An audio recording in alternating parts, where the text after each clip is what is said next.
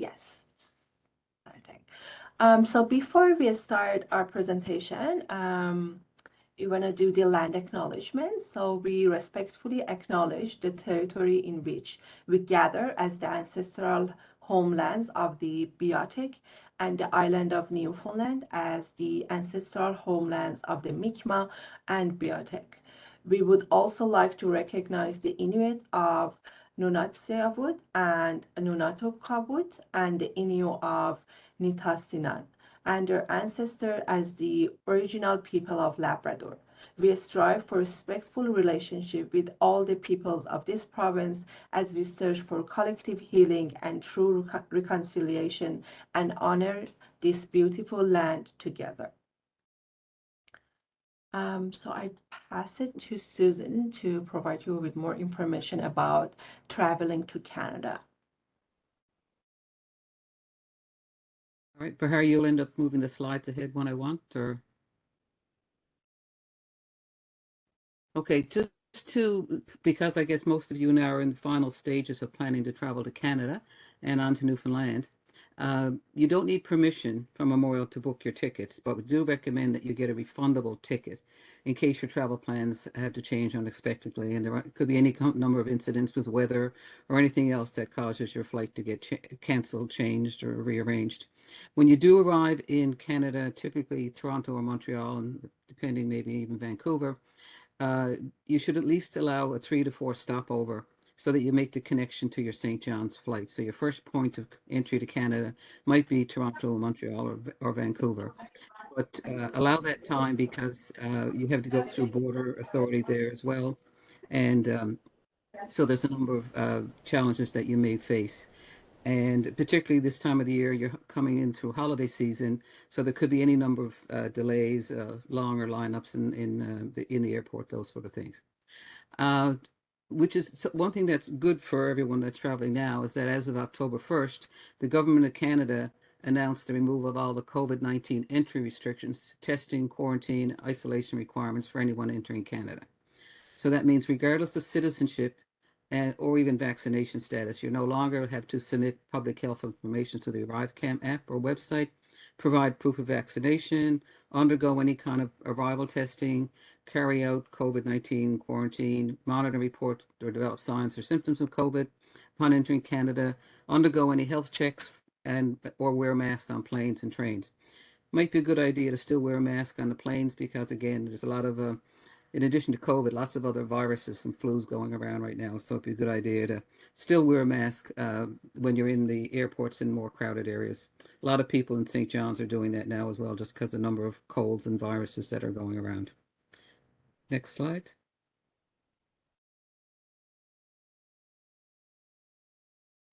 A couple of things to keep in mind is that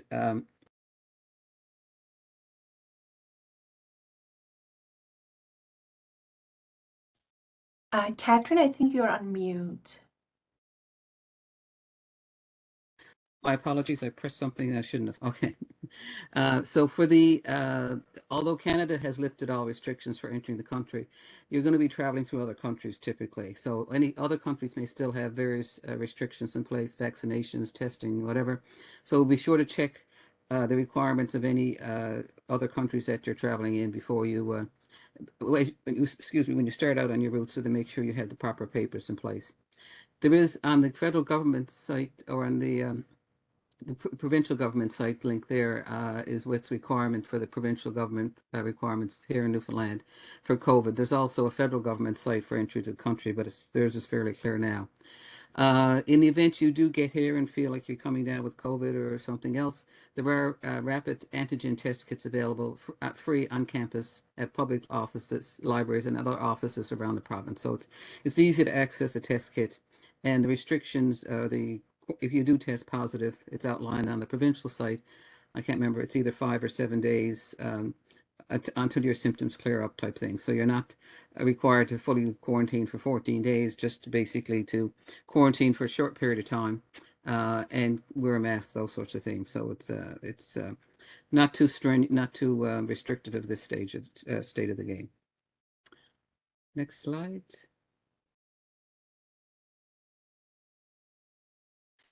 I think that's it for me. If there's any questions about that, or you can wait and leave the questions at the end. Perfect. Thank you so much, Catherine. So we offer airport greeter services to all new international students who are arriving between December the 19th and January the 19th. For a month, we will offer this service. In order to get this service, you need to complete our arrivals form. Deepika, could you please provide the link in the chat box for arrivals form? So make sure to complete that, and on the form there is a section that you can select to have a greeter. Um, so the picture that you see on this slide is from fall for fall semester airport greeters. So basically, there are student staff who come to the airport to greet you, answer your possible questions, help you to get your luggages if there is any lost or delayed items. Airport greeters can help you to go through the process of completing forms, and finally, they can help you to take a cab to your final destination. They won't accompany you on the cab, but they will help you to take a cab at the airport. Please make sure to have 30 bucks, between 30 bucks to 50 bucks, cash, Canadian cash with yourself to pay for your taxi to your final destination. And again, make sure to complete the arrivals form. Deepika put the link on the chat box if you are interested to get a greeter. And in general, it is very important to complete that arrivals form. So we have all of your information. If we need to contact you for future information session, we have your email addresses. So if you haven't completed the arrivals form yet, please make sure to do so. Make sure to go to the Bright Space, and you can see new international students 101 on this shell on the Bright Space. You will find many information about study at Memorial University, but specifically information that international students need to know, from how to apply for MCP, about SIN number, about I don't know, different information that you need to know when you are new here in St. John's, Newfoundland, and at Memorial University. So make sure to go and check this space out. If I can make one comment, Bahar, just Sure. on that. Once you fill out the arrivals form, I actually send you a message with the link to that course. And also, you have to be registered to be able to access it. So once you're registered and fill out the arrivals form, then I send the link directly to you, which makes it easier rather than searching to find it. So it makes it easy. And like I said, we try to keep the information up to date, and you can always post discussion questions as well, or just send an email back to me with questions. So. Thank you, Catherine. We will have social insurance number clinics at our office at Memorial University. So as you can see, on January 4th, January 5th, and January 11th, we will have social insurance number clinic, SIN clinics, for the whole day from 10 a.m. to 4 p.m. So you can come to our office, and you need to have your original documents. So from Service Canada, who are responsible to issue SIN clinics, two staff will be here from Service Canada to issue your SIN number at the same time. So it's very convenient. So make sure to save these days and make sure to come to the office to get your SIN number. In order to get your social insurance number, you need to bring original documents of your passport, your study permit, and in your study permit, it should state that you are eligible to work here in Canada. If you are coming with your family, with your spouse or partner, they need to bring their open work permit. We will provide you with application form that you need to fill out when you are here at the office. Again, make sure to bring all the original passports or original documents. You don't need to hand them. So Service Canada won't keep them, but they just need to see the original documents in order to process your application to issue your social insurance number. We will also have MCP clinics on campus. MCP is Medical Care Plan for Newfoundland and Labrador. Some students are eligible, some students and their families are eligible to apply for MCP. So on January 9th and January 10th, representative from MCP office will be here at the internationalization office. You can come to the office and bring your documents. They will review your documents and your application. And if they are completed, they will take all the application to the MCP office. They will issue your MCP card and mail it to your home address that you need to provide in your MCP form. In order to get more information about health insurance in like health system in Canada, MCP, different health insurance available for international students, there is a health insurance information session on January 5th from 12 to 1 p.m. Newfoundland time. Health insurance session along with immigration sessions are mandatory sessions for all international students. So please make sure to attend health insurance information session to get more information about healthcare system, but also the type of documents that you need to bring to MCP clinics if you are eligible to apply. So my colleague Natasha Clark, who administers health insurance for international students, as well as one staff from MCP office will be in the health insurance information session. So they can answer your question, they can provide you with general information, so you can just educate yourself about this. Another mandatory information session is immigration advising information session. So next week on December the 21st, we will have immigration session. Make sure to attend this. We will have another one in January as well. Deepika, could you please put the link for all the information session on the chat box? So there are many information sessions for you. We will have another arrivals and off-campus housing session in January. We will have information session about services that we have for family of international students.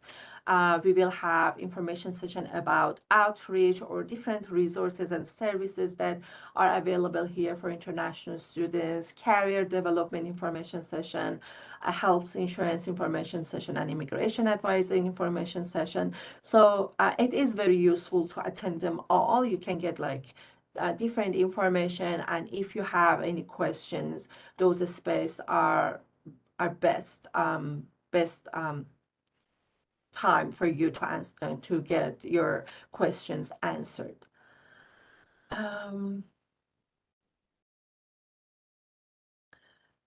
So let's keep all the questions for the end of this session, because this session is recording, and after all the presentation I stop the recorder, and then you can answer all of your questions.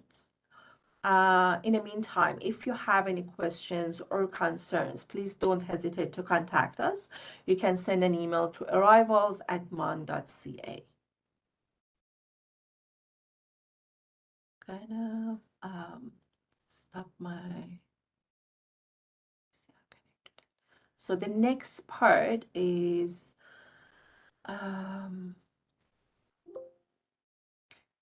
so Deepika is going to share her screen with you, and she will talk about off-campus housing and how you can search for off-campus place here in St. John's.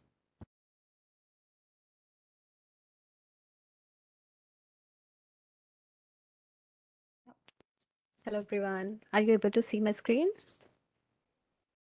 Yes. Perfect. So I'm going to talk about the off-campus housing. So when you are here, as Bahar talk about the arrivals thing.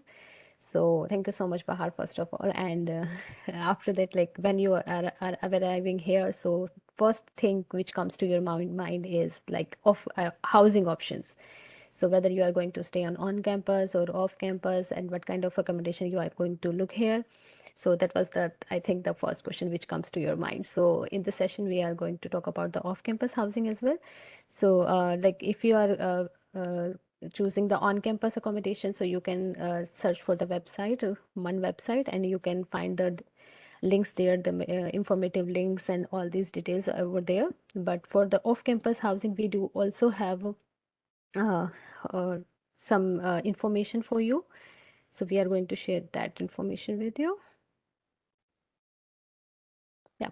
First of all, like why you should choose the off-campus housing. So I would say like it will provide you a more freedom of space and privacy.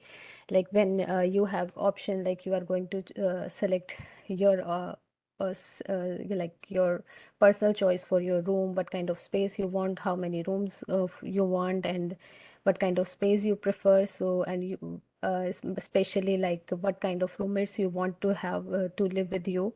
So you do have more space and more privacy on your own, like you can prefer like according to your choice, like if you want to live with roommates who loves who are very peaceful, so that is of course that is up to you. You would have more privacy, you'll have more individual choice in that.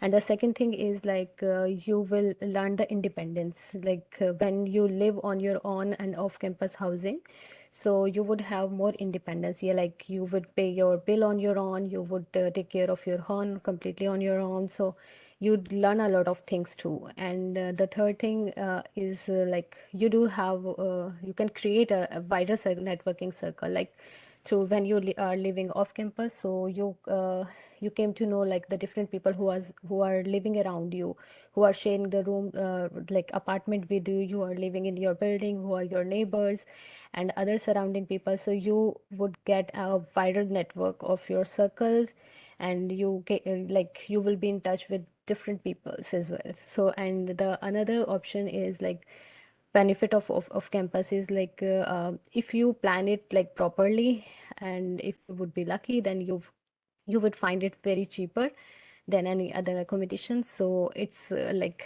but for that you need to plan it properly and in advance as well. Yeah. And now I'm going to talk about like how you can find an off-campus accommodation. So being an international student, I know like every country has a different kind of accommodation system. Like, but for in St. John's, how you can search for an accommodation for off-campus housing is like first of all, like the internationalization office of Memorial University provides you an off-campus website. So you can check that website. You would find out almost all the information on that website, like how to find out and how you can look after the accommodation and what are the important links to check with. I will also share the screen of like the off-campus website of internationalization office later.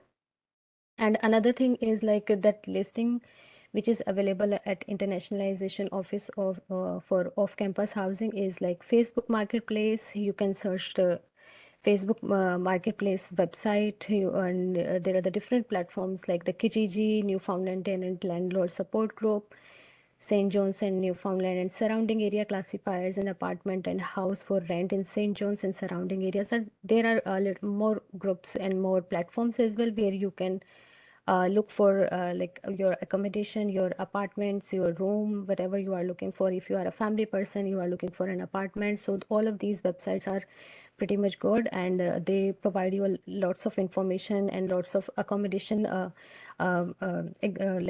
platforms like where you can apply and you can approach the people, landlords, for your accommodation. And the last thing, which is also very important, like if you know somebody in the St. John's area, and you are in touch with your classmates already, so you can ask them, like it's a kind of word of mouth. They let you know like about if there is any room in their apartment or in their surrounding area or wherever it is available. So you can just have you can ask them, like they can ask on your behalf, or maybe they can provide you the information that there is somewhere there, like it is the available room or apartment which is maybe useful for you.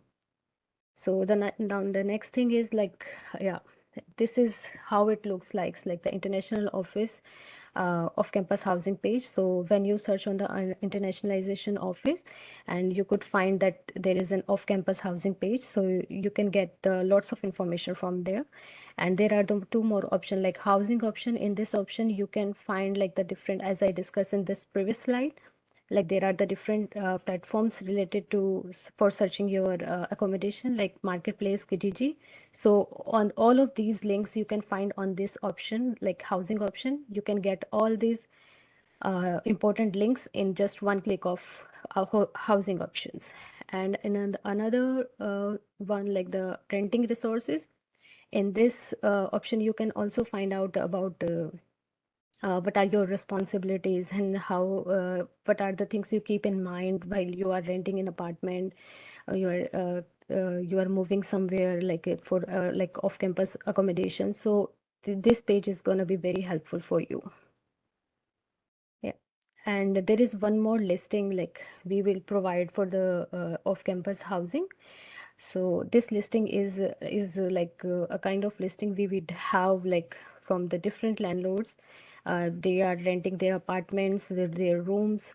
So we will try to keep like we will keep it updated as soon as we can, and mostly every week we do update that list. So this list will also provide you lots of option. You can approach the different people, and you can see that like in this list it is written like the listing price and the payment type, how what kind of payment they are asking, and like what kind of amenities are included in that. And you can contact the following people like as per the it is given there, like the if they prefer to have contact with the email, so you just send them email. If they want to have a text or phone, so you can contact them. And you can find this housing list on the MAN website itself as well, like for the internationalization office, as I show you in this previous, you can find that in that website. Yeah. And another Sorry, is like, Deepika. yeah. Sorry, I posted all of the links that Deepika mentioned on a chat box. Thank you, Bahar. Thank you so much. And I am going to now show you like about how it looks like the for the Facebook groups I told you, like for one off campus housing sale and many other groups as well as mentioned in that list. So on these groups you can join these groups, and as soon as there is any somebody has posted any advertisement related to the a room or apartment, so you can approach them, like you can get a quick notification, to be very frank. So you could be the first one who is approaching the landlord. So it is better like if you join these kind of groups which are mentioned on that website. So that is always better. And you can contact like they provide you the information how to contact them, so you can contact through whatever medium they prefer. And this is the platform, like how it Kijiji looks like. So you can just simply Google the Kijiji, and you just need to like fix the location like St. John's, Newfoundland, and you can search for like you just need to insert like the keywords related to your rooms for rent, apartment for rent, and like near MAN, and these kind of keywords you can use. And you will find that lots of advertisement related to your search, and you can approach these people by simply messaging them. And one more thing I want to tell about here is like when you approach all of these people, just try to tell about yourself as well. Like introduce yourself a little bit. I will discuss it about it later as well. Yeah. And another option I want to show you like how here like advertisement looks like whether it's Kijiji or maybe on marketplace. So this is a kind of sample. You can see the advertisement looks like. So here, like people put the photographs of their accommodation which they are going to rent out. So you can see the photographs, like the rooms, the space, the floor, and is windows, and all these kind of things. You can just have a kind of a idea like how this accommodation is going to be look like, and is it okay for you or not. You can make an you can guess it, or you can make an idea about it. And here one more thing is like the here you can see like the rent is $450 and POU. What does this POU mean? Like POU here is paying on utilities, and on utilities is here like whoever is taking the this apartment is responsible to pay their utilities on their own. So like landlord is not going to pay your utilities. Utilities means like the for your heating charge, for your electricity bill, whether it's a kind of heating system which is electric heating or a different kind of heating. So you will be the responsible for all of these, and the different things or other utilities like the cable, internet, so that are not going to be paid by the landlord. So this is the thing, the POU means pay on utilities. So this is the apartment looks like, saying you can approach the people like who has posted the advertisement. Okay, so what are the main points like you should consider when you are searching for a place? So first of all, like the first thing which comes to my mind is like whenever you approach any apartment or anyone who is given the advertisement, you should like don't simply say like hi, is it available? That's auto-generated like a message, because like they are getting like hundreds of messages with the same statement. So I would suggest you like tell about yourself a little bit, not your like the confidential things on all these like banking or all these related things, but tell about yourself, like you are a student here, you are going to be here on this and this date, and you are studying at month, so you want to have this apartment. And if you are having a plan to live with like your friends, and you want to have like an apartment, like three friends are together, they are approaching an apartment, so you can just ask the landlord like we are the three people, and we are going to look for this apartment, and we three together are going to live here, and this is what program are like what we are, why we are here, we are student here, and all these things you can tell, like just tell about yourself a little bit. And you should consider like how many number of rooms are there, like if you are like moving a single person, not with your friends, or like most of the students do here. So you should know like how many numbers of rooms are there, and who are the people going to live with you. Like you should know like about your roommates, because it's always better to know like who is going to be live with you. So you should have an idea like who are the other people who are living with you. Are they students, or are they working somewhere, or what is their status like? And another thing is like you should pay attention towards like if the utilities and amenities are included or not, and if they are included, so what are those, like is it only the cable and heat, or like electricity plus cable, internet, and all these things. So you should have a clear idea, like you should know very well like what amenities are included with it, the washer dryer, and all these things you should know. And another thing is like whether it's the apartment or the room is furnished or unfurnished is, and the main important point is like the distance from the university. So this distance like how, because you are going to have the attend classes very regularly, so you should pay attention towards it, so that you don't spend your lots of time in traveling for taking your classes. So you should pay attention like what will be the distance from the university. And like other things like the grocery stores and other stores like which you may need in your daily life, and especially like the bus stop. So because in the winter time, for the because of the snow, so it becomes difficult for you if the bus stop is far from your apartment. So it's always better to have like how far the bus stop is. If you know it priorly, so that will be more easier for you. And as already discussed about the roommates, so you should know about your roommates, like they are like the peaceful people, and they are studying, they are not the kind of like making noise people. So few people like prefer to have a loud music, so you might get disturbed in your studies. So all these things you should know about them. And another thing is like the pets and habits. Like if you do have pets, you want to are the pets allowed there or not?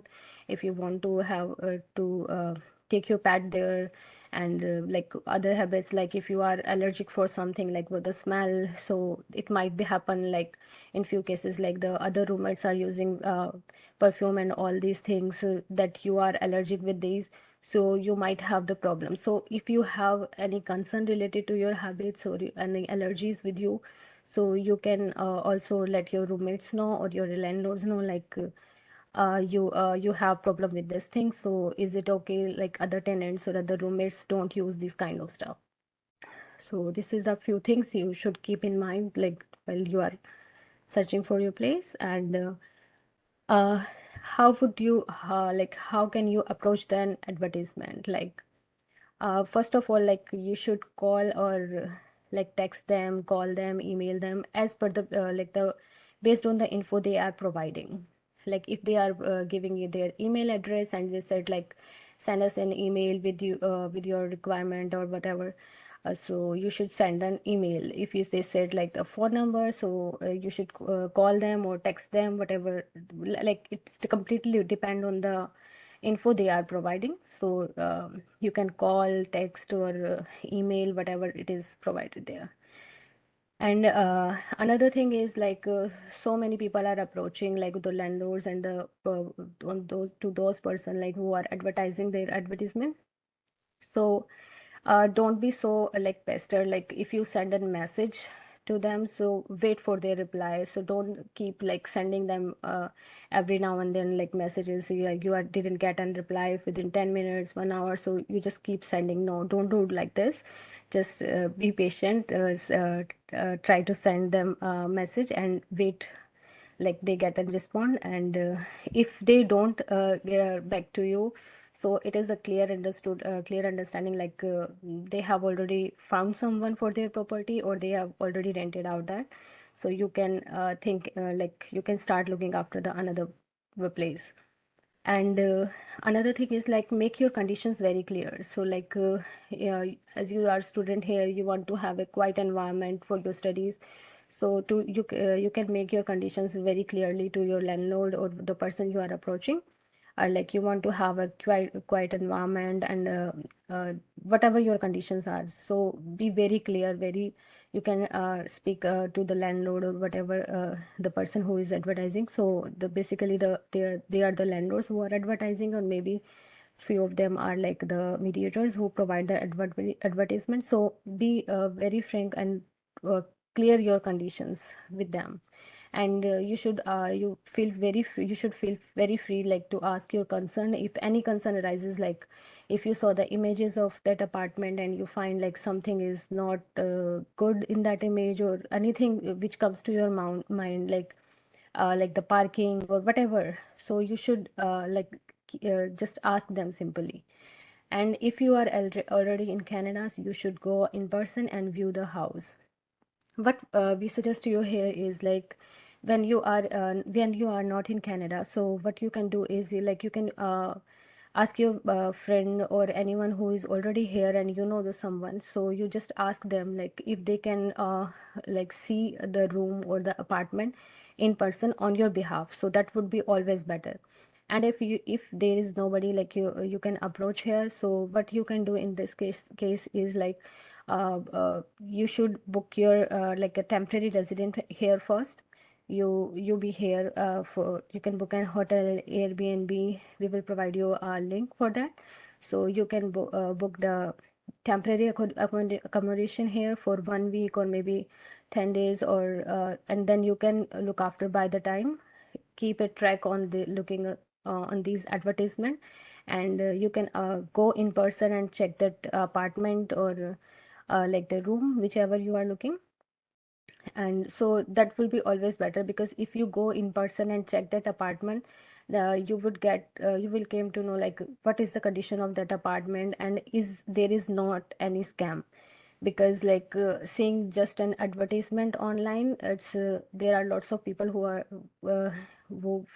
like who find themselves in the scam because they just simply approach them and they fix the deal on the online, but just by seeing the advertisement, and when would be here in person, there is no any such room and these kind of things. So it happens like there are lots of scams which are happen. So we would definitely recommend you like to go in person or send your friend or anyone who is agree to help you to go and in person and check that apartment and see its locality and everything, and then you finalize it. Yeah, and if you ever find yourself like in any dispute matters, like you have any issue with your roommates, having any issue with your landlords, you are not feeling okay in that room and apartment, so and any kind of trouble related to this, you just need to send an email to arrivals@man.ca. We will definitely help you out in that situation, and you can just simply approach to Man Internationalization Office. So there we will guide you like the for the further steps, and most importantly, you can also approach like Public Legal Association of Newfoundland. They will provide you the general legal guidance in that situation. And there is like we have the students unions as well in the university. So for undergrad students, you can approach to Mansu for if you want to have any like specific advocacy, if you want to have a legal like an advocacy advice from any lawyer, and so you can approach these people as well, like the students union. So for undergrad, it's Man Student Union, we call it mansu.ca. You can approach and you can schedule an appointment or with them and can discuss your case with them. And for the graduate students, we do have then the Graduate Student Union, GSU at man.ca. So you can approach them. So they will provide a free legal consultation, and like for your case specific one, so they will provide you the free legal consultation for like I think about 40 minutes something. So they can hear your they can uh, see your situation and then guide you like what kind of legal action you can take and what are your responsibilities and what are your rights you can do at that time. So these are the things you can do. Yeah. Thank you. Perfect. Thank you, Deepika. You can stop your sharing your screen, and Maria, it's your turn. All right, great. So I'm just going to post a link in the chat to everyone that has a lot of information regarding what I'm going to talk about in my presentation. So feel free to copy that link and hold on to it, and it will offer you some good information as well. So I will start my presentation. Can everyone see my screen? Yes. Awesome. So feel free to send out those reactions, engage as much as you want. I love that stuff, so go for it. So I am going to talk about who we are at Pleon and then give you some specific information related to housing law, okay? So this might be useful for you when you are renting an apartment or renting a house, okay? So first I'll talk a little bit about our organization and the services that we offer, and then we'll go into the specifics about housing and residential tenancies, and then we can have some questions. I am also joined by my colleague, Kevin O'Shea, who's the executive director of our organization, and so he will be available to also help me answer some questions at the end if you guys have any. So a little bit about Pleon. We are the Public Legal Information Association of Newfoundland and Labrador. So we provide legal education and information. It's been around for 35 years. It's in St. John's. So most of you will be living in St. John's, or all of you will be living in St. John's because you'll be attending Memorial. We also have an office in Happy Valley Goose Bay, if any of you are familiar with where Labrador is. And we cover topics like family law, criminal law, employee rights, residential tenancies, and human rights. So we do provide information about laws and legal rights and legal access. So we can give you general information, but we cannot give you legal advice. However, we do provide a lawyer referral service, which we can connect you to a lawyer as well. So we will offer information about housing law, which is the responsibilities of our landlords and the responsibility of you as the tenants, how to access residential tenancies, how to file papers and requests. We also provide information around employment law. So if as a student, you decide that you want to work part-time or full-time, we can also give you information around the rights you have as an employee, information about what you need to know while working on a visa and refusing unsafe work. We also provide information on family law. So that includes anything from divorce, separation, custody. So custody is related to when parents are sharing time with the child and sharing the responsibilities of caring for the child. Family finances, sexual assault, and violence. We can also provide general information about immigration law, so questions about visas or applications for permanent residency or anything else that might come up, because while you're living here, I'm sure you're going to have lots of questions around many of these topics. So feel free to reach out to us. This is our phone number, and we are open Monday to Friday, 8:30 a.m. to 4 p.m. And our email is there, and my personal email will be at the end of this presentation. So feel free to reach out to me anytime. So let's get started. We are going to talk about housing rights and anything to do with renting an apartment or a house today, the relationship between the landlord and the tenant, paying rent, damages and repairs. Oops, sorry. All right, so the Residential Tenancies Act.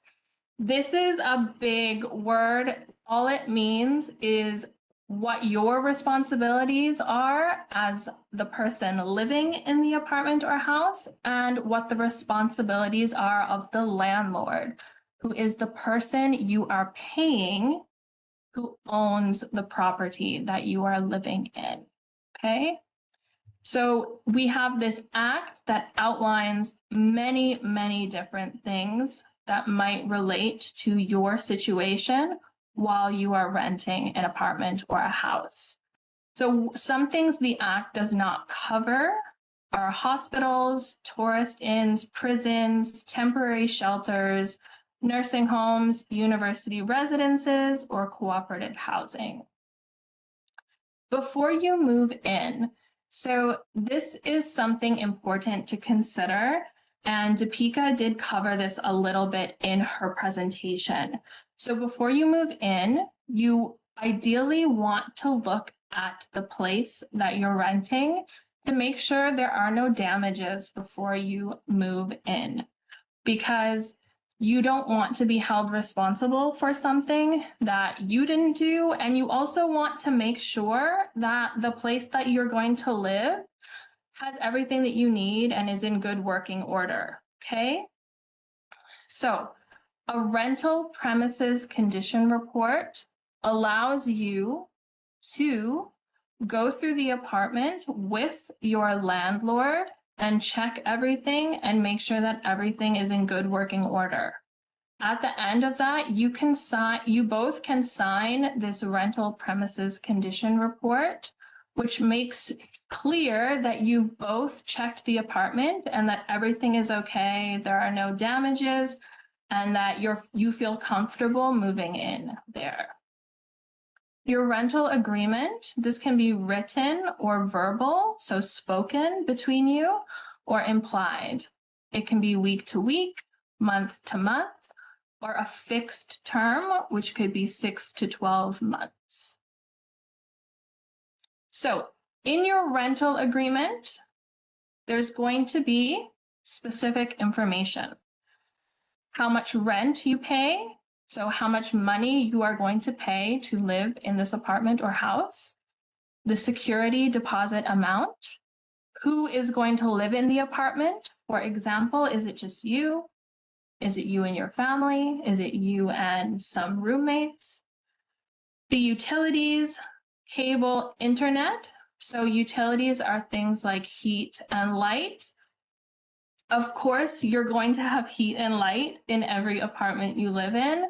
However, it may not be included in the rental amount. It might be extra. So it's very important to make sure that you know if your utilities are included in your rent or if you must pay extra. Again, cable, television, and internet, that's other things that may be included or may not be included, and you might have to pay extra. Smoking or non-smoking, most places these days are going to be non-smoking, but that's something else that will be worked out in your rental agreement between you and the landlord. And there might be other conditions. For example, in the winter, your landlord might clear your driveway. They might provide washer and dryer so that you can wash your clothes. Some places don't have washers and dryers. Other conditions will be included in your rental agreement. So the security and damage deposit, what is this? So this is money that you give the landlord in case you or a guest of yours cause damage to the apartment. When you give this money to your landlord, they must give you a receipt. And when you finish renting the apartment and your lease is over, the landlord must give you back this money within 10 days. If they disagree with giving you back the money, for example, maybe there is some damage, they can file a claim to keep this damage deposit. But that would be something that could be resolved between you and the landlord. And it's something that can be worked out with a mediator as well.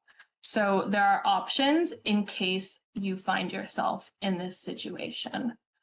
So how much is the security or damage deposit? So if you are renting week to week, it's 2 weeks rent. If you are renting month to month, it's 3/4 of a month's rent.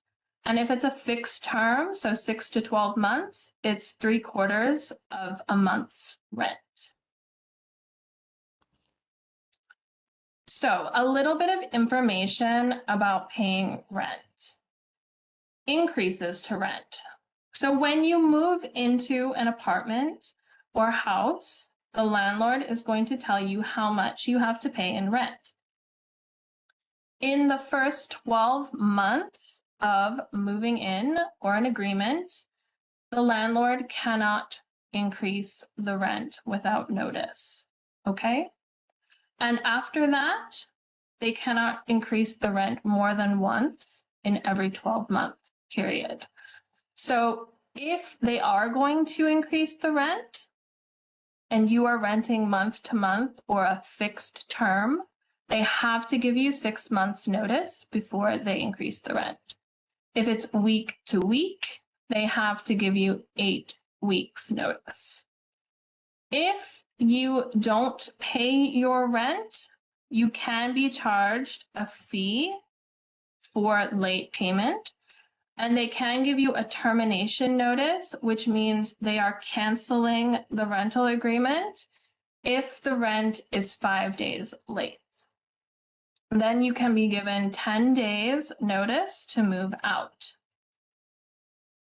So if this happens and your rent is late and you've been given this 10 days notice, if you can pay the rent before the end of that 10 days notice, then the termination can be canceled. You can do this twice within a 12-month period. The third time, if your rent is late, even if you pay the rent in full, the third time, the termination will not be canceled and you will likely have to move out. So you are considered the renter. So your responsibilities as the renter are to pay the rent on time, keep the clean, and repair any damage that you cause yourself. Also to follow the rules and the terms of the lease, and to give proper notice if you want to move out or if you want to change the lease. Oops, sorry. The landlord responsibilities are to provide a rental agreement or a copy of the rental agreement within 10 days. So within 10 days of you moving in, they have to provide you with a rental agreement and a copy of the Landlord Tenancy Act. They also have to keep the property in good state of repairs and make repairs. So if something breaks or if something stops working, it's your landlord's responsibility to fix that for you within a reasonable amount of time. They also have a responsibility to make sure it's safe and secure and to make sure that you have heat, water, and electricity, of course. The landlord can give you 24 hours written notice to come into your property. If you are moving out, they can give 4 hours notice. And in case of an emergency, they can enter. So they normally, under normal circumstances, must give you 24 hours written notice to enter your property. So this is an important thing to remember, and that is your right, that you should get that written notice, and they should not be entering your apartment or your house without giving you that proper notice. Ending a lease. So the tenant to the landlord must give not less than 7 days before the end of the rental period if it's a week-to-week rental. For month-to-month, not less than 1 month before the end of the rental period. And for a fixed term, not less than 2 months before the end of the rental period. That's if you are telling the landlord that you are moving out.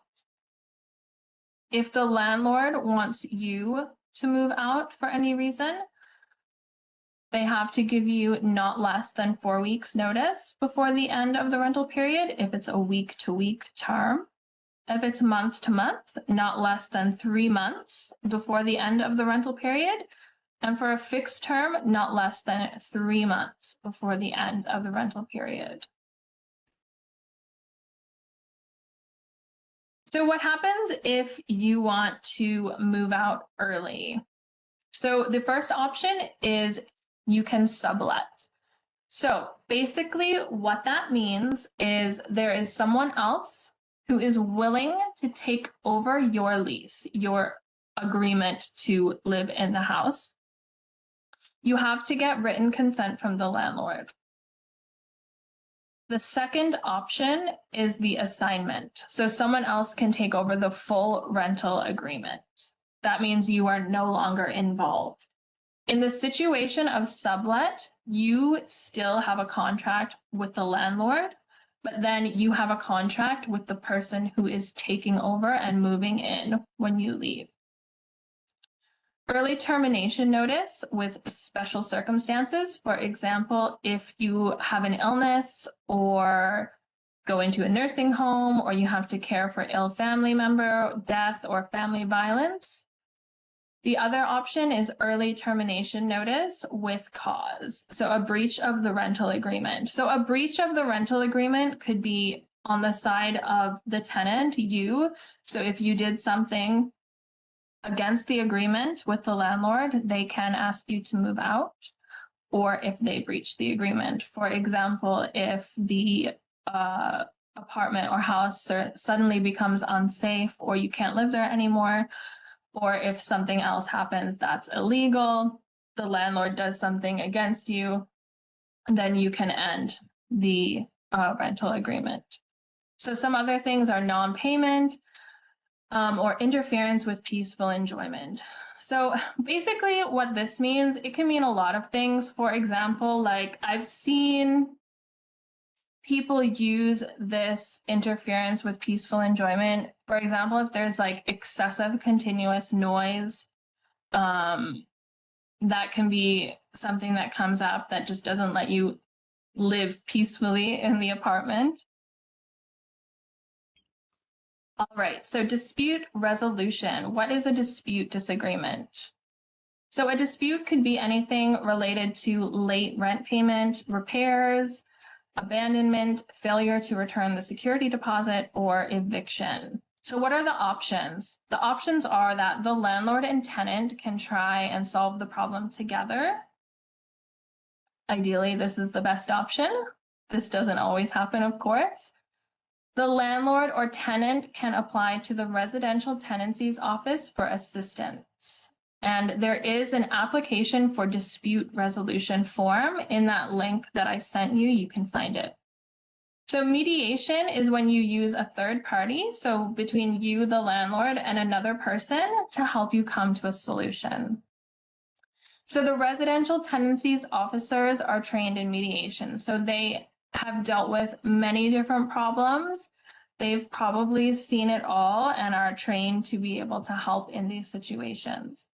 And if either the landlord or tenant fail to abide by the commitments in the agreement, then the other party can have it converted to an order, which is enforceable through the courts.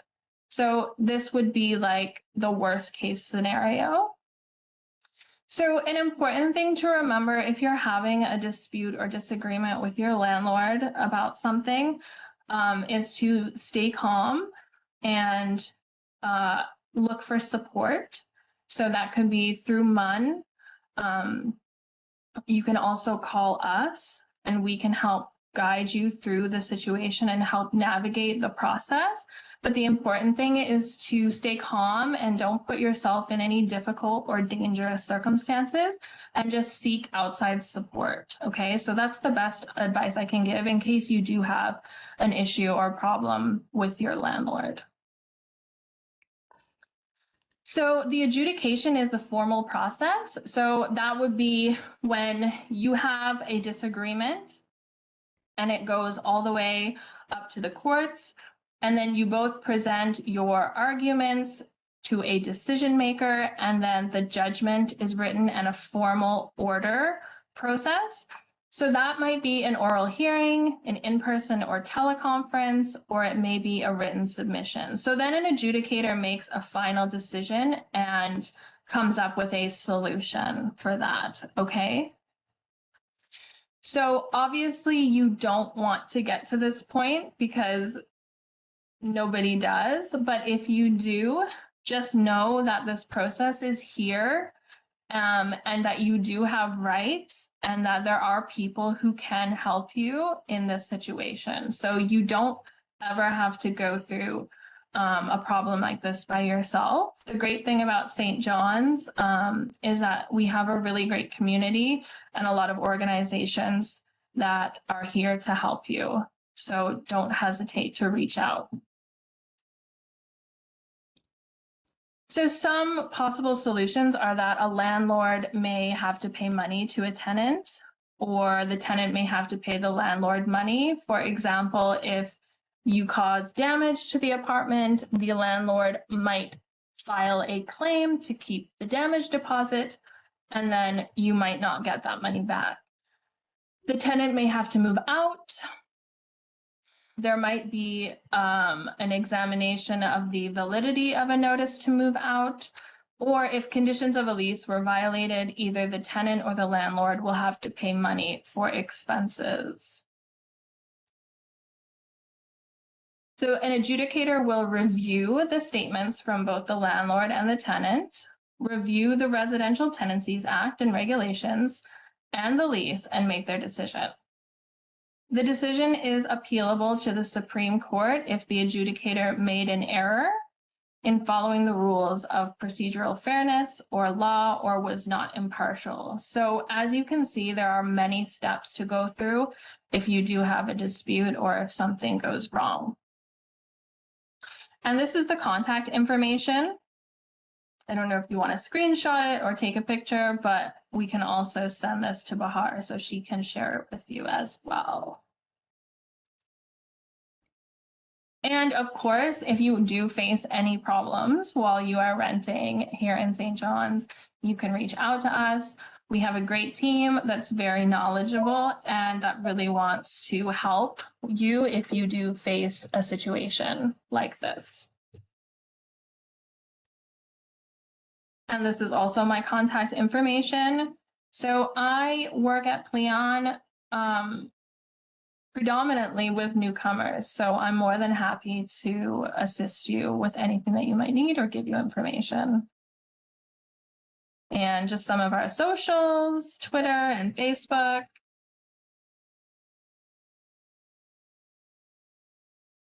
And that's it from me. Perfect. Thank you so much. It was very You're welcome. informative, Maria. I'm gonna stop recording so we can start taking questions.